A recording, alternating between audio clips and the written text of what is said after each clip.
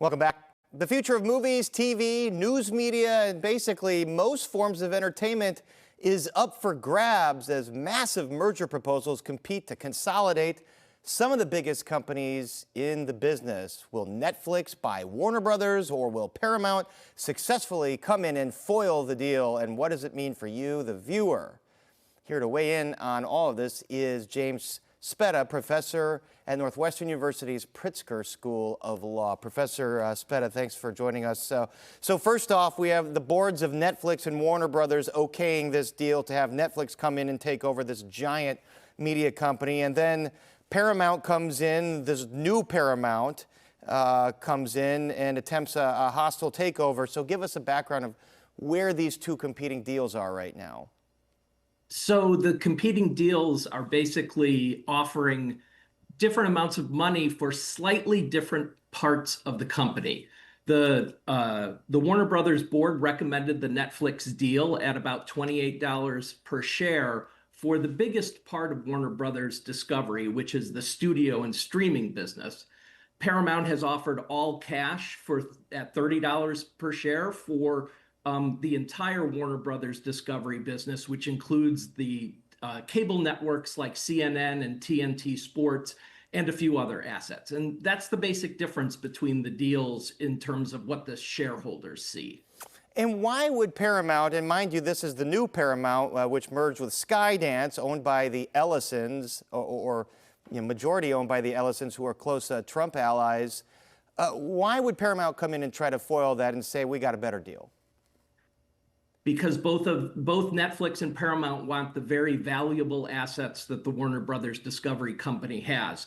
The HBO networks, the Warner Brothers Studio, the DC studios. These are some of the most valuable and widespread content companies in the business.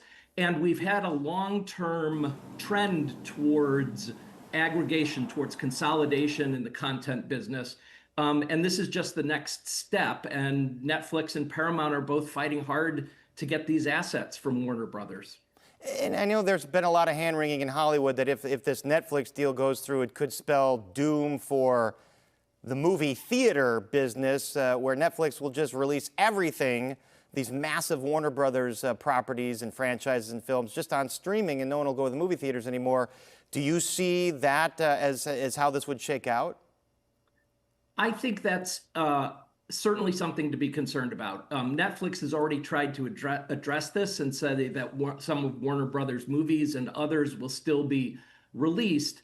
But Netflix gains an incredible data advantage over other competitors by releasing to streaming and releasing to streaming as fast as possible. And so I don't think it's likely that Netflix will give up its overall strategy of releasing to streaming. And eventually, I imagine that a lot of the Warner Brothers content will be placed in that category as well. And then with Paramount and the Ellisons, the deal would involve, like you said, some of those channels and those other properties. So if this merger happens, you've got one company that would own CBS News, CNN, HBO, Warner Brothers. I mean, it's like half the news and entertainment business here. What would that mean for the consumer? I think the concern for the consumer is that further consolidation of these assets will decrease content diversity. It will decrease the kind of movies, but also, as you say, the kind of news that is broadcast to the public. And that's a significant concern. But let me say that the concentration will increase with either of these deals. The question is which concentration, the question from a competition perspective is which consolidation, which concentration will be better and worse off for the consumer. And by the way, the President Trump has proposed that Ellison be a majority shareholder of the American version of TikTok as well. So we bring social media potentially into this huge thing. You know, in this current climate with the Federal Communications Commission, the FCC, it has tended to go after companies or deals that the president doesn't like and reward companies or deals that the president does like.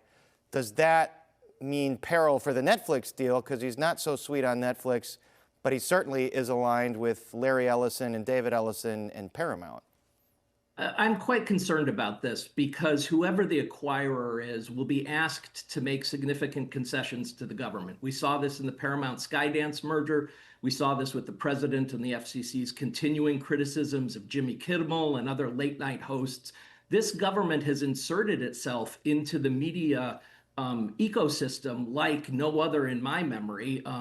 And I think whoever wants to get their deal approved by the government will have to figure out some of those concessions. And that worries me as someone who wants a free and open debate on our media.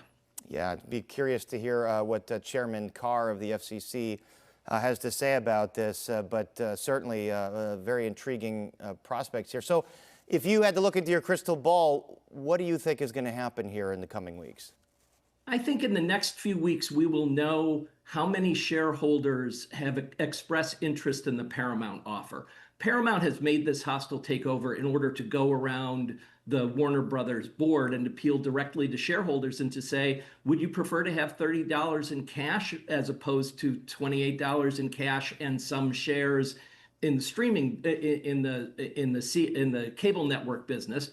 And if more shareholders express their interest, tender their shares to Paramount, that's the direction this will go. But we'll know in a couple of weeks based on how the market moves. All right, this will be fascinating to watch. Professor James Speta from Northwestern Pritzker School of Law, thanks very much for joining us. Thanks for having me. You bet. And some closing thoughts right after this.